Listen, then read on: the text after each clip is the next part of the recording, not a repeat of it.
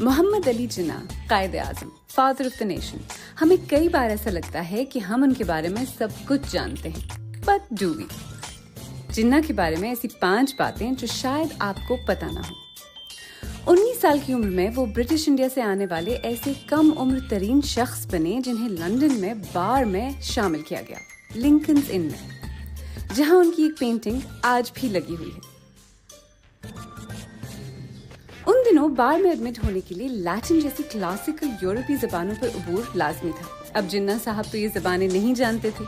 16 साल की उम्र में एडमिशन के लिए अप्लाई करते वक्त उन्होंने लिंकन्स इन के नाम एक पिटिशन लिखा और क्लासिकल जबानों में बैकग्राउंड न होने के बावजूद बार में एडमिट होने वाले पहले शख्स बने और लिंकन्स इन ने उन्हें एक्सक्यूज कर दिया। So this is the letter he wrote to the Masters of the Bench, asking that he be excused the Latin exam. And they did excuse him. They did, yeah, yes. Yeah. So this is the admission. इसके अलावा उन्होंने Lincoln's इन को एक और खत भी लिखा 3 साल बाद, अपना नाम बदलने के लिए, और उनका नाम मोहम्मद अली जिन्ना भाई से मोहम्मद अली जिन्ना हो गया। May 1893. Yeah. And it says Muhammad Ali Jinnah Bhai. Yeah. And he later, just before he was called in 1896, he wrote to the steward, giving the name Jinnah Bhai is actually not how he wanted to be known. Lincoln's in choose करने की एक वजह यहाँ की library थी, जहाँ उन्होंने खासा वक्त गुजारा और जहाँ अब भी उनका एक मुजस्समा रखा हुआ है। ये लाइब्रेरी अब भी काफी हद तक वैसी ही है जैसी जिन्ना के वक्त में थी। यहाँ लंदन में सबसे महंगे सूट बनाने वाली दर्जियों की दुकानें एक ही गली में हैं, जिसे सैविल रो कहते हैं। जिन्ना के पास सैविल रो से बने 200 बिस्पोक सूट्स थे। हेनरी पूल इस गली की सबसे पुरानी दुकान है। उनके क्लाइंट्स में राजे महाराजे, जापान के बादशाह, विंस्टन चर्चिल जैसे लोग शामिल थे, and of course Mohammad Ali जिन्ना।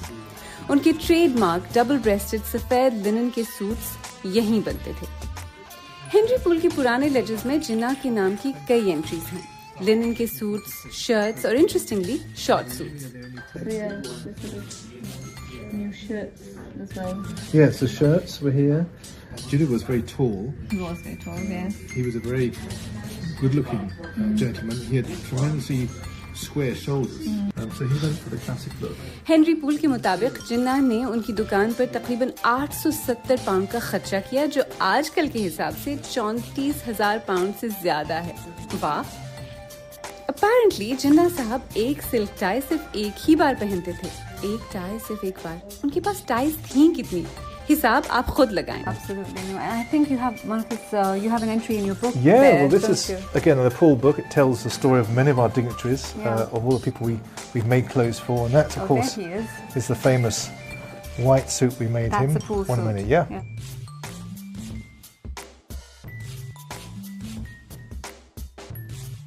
अदाकारी का शौक था, एक्टर बनना चाहते थे। यहाँ लंदन के वेस्ट एंड की एक थिएटर कंपनी में रोमियो एंड जूलियट की प्रोडक्शन में रोमियो का पार्ट अदा करना चाहते थे। ऑडिशन दिया और पार्ट उन्हें मिल भी गया। फिर उसके बाद क्या हुआ? होना क्या था? कराची से अब्बा का खत आया और अदाकारी का ख्वाब ही बनकर रह गया। वरना सोचें